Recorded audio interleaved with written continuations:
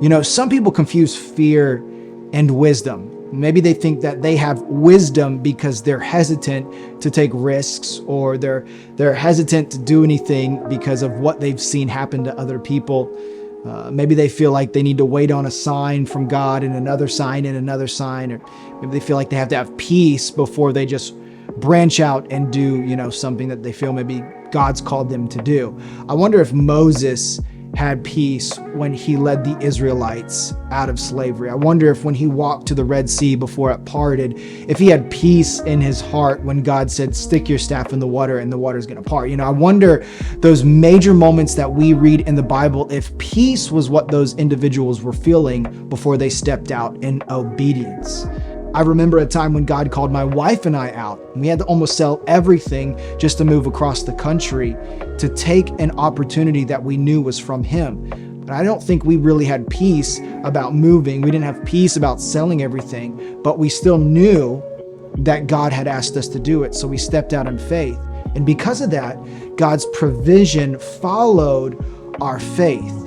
See, maybe the reason you feel stuck where you are, maybe the reason you're in the season or the continuous seasons you've been in where you haven't seen the fruit that you thought that you should be seeing, is not because you've got all this wisdom. It's because actually you've been operating and stuck in the current of fear, and it has been plaguing you and paralyzing you rather than allowing you to grow and move ahead into the divine calling and destiny that God truly has for you.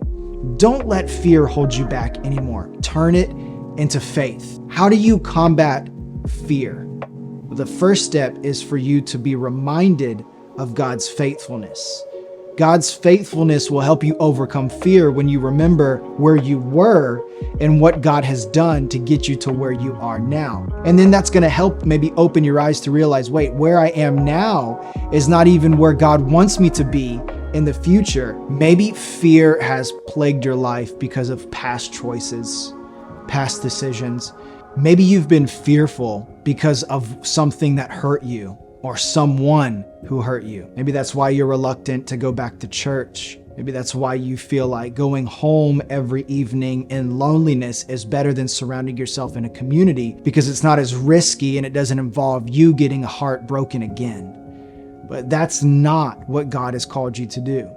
That's not wisdom, and that's not even having faith. That's operating out of a spirit of fear. Maybe because you made a risky decision or you prematurely made a decision that caused you to fail, you're reluctant and hesitant to step out in faith again when God is calling you to do so because you think maybe you won't succeed this time. When God calls you out, His provision will follow. Maybe the provision that you've been longing to see is going to follow the obedience by you stepping out in faith, because that's what God has asked you to do. And sometimes the prayers that we've been praying, God wants to give us those very things, but He says, you've got to take another step closer to me. Maybe the sign that you've been needing to have in order to do something that you feel like you're called to do is only going to show up when you step out in faith to do that very thing. It's okay to take a risk with God because at the end of the day, if He's called you to it, He's going to make a way for you to get through it, okay?